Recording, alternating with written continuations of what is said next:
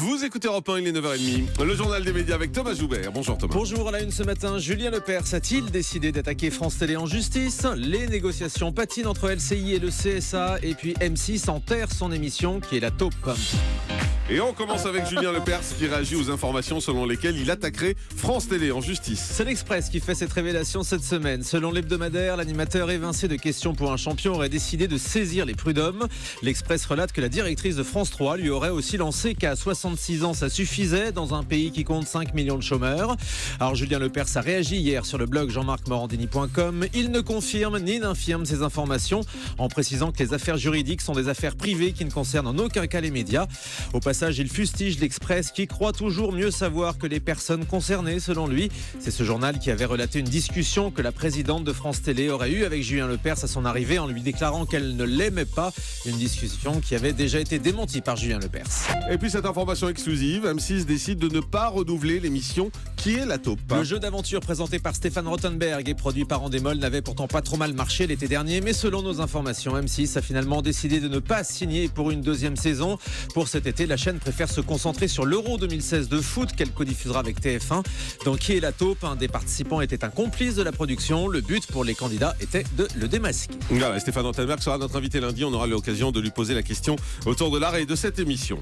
L'arrivée de LCI sur la TNT gratuite encore retardée. Le Figaro révèle ce matin que les discussions entre LCI et le CSA sont ardues à propos de la convention de la chaîne. Le groupe TF1 souhaite que cette convention ne fiche pas complètement la grille des programmes pour permettre de la faire évoluer. Or, du côté du CSA, on précise que l'autorisation sur la TNT gratuite a été acceptée sur la base d'un format News and Talk. Du coup, tant que la convention n'est pas signée, le processus est bloqué, ce qui repousse au mieux à février le lancement de LCI en gratuit. Par ailleurs, le groupe propriétaire de BFM TV a annoncé hier avoir demandé au CSA un réexamen du passage de LCI sur la TNT. BFM TV souhaite de nouvelles auditions et une étude d'impact complémentaire. Un député PS demande une enquête sur l'attribution de la chaîne numéro 23. Marcel Rogemont, député PS d'Ille-et-Vilaine, dénonce un scandale dans l'attribution de la chaîne par le CSA en 2012.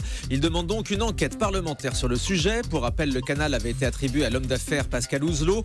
3 ans après, il avait annoncé son intention de vendre sa chaîne pour 90 millions d'euros alors qu'il avait obtenu la fréquence gratuitement. Une opération qui ne pourra pas avoir lieu puisque le CSA a décidé depuis de sanctionner la chaîne en lui retirant purement et simplement sa fréquence à partir de juin prochain. Mais pour le député, cette affaire a jeté le discrédit sur la politique audiovisuelle et a mis en lumière de graves manquements du CSA. La série Fais pas ci, fais pas ça revient sur France 2 à partir du mercredi 10 février. Et ce sera la 8e saison des aventures des familles Lepic et Boulet, une saison composée de 6 épisodes à raison de 2 inédits par semaine. Du côté de l'histoire, la famille Lepic a quitté provisoirement sa maison de Sèvres pour ouvrir un gîte en Sologne. On retrouvera le casting au grand complet, des comédiens pleinement associés au scénario, comme l'explique l'acteur Guillaume de Tonquédec au micro d'Europe 1. On se réunit avant le tournage avec le producteur, le metteur en scène de l'épisode, les auteurs qui ont écrit et les comédiens. Et on travaille, on lit et on se met d'accord sur ce que l'on va jouer, c'est-à-dire sur le texte, sur l'écriture.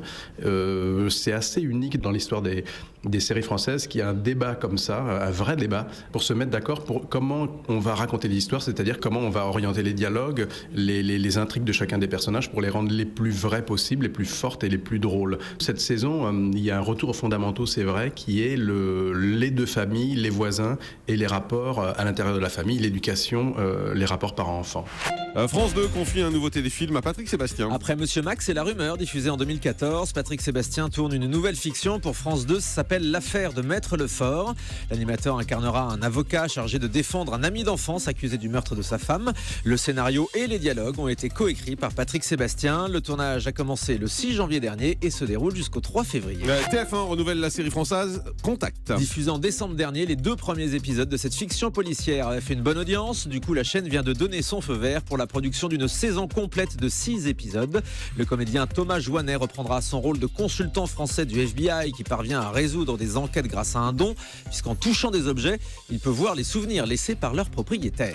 Et puis la Miss Météo de BFM TV, Fanny Agostini, absente de l'antenne après l'accident de ski. La jeune femme l'annonçait hier sur son compte Twitter, arrêt forcé suite à une rupture des ligaments croisés. Elle annonce son retour à l'antenne en février.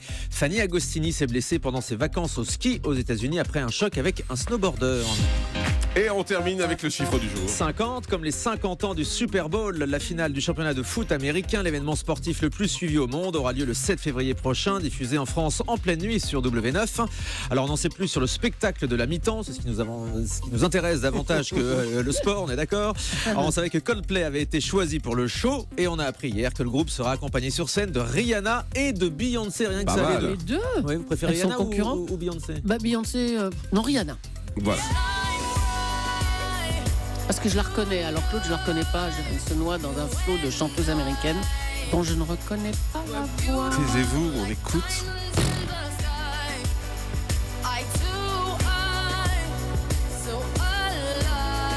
Il y a aussi Beyoncé quand même.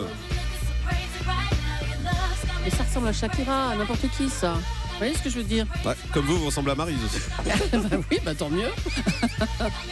Belle femme Maryse. Hein. Je parlais de la voix. Les deux, Allez, belle merci voix beaucoup. aussi, ouais. Bonne journée.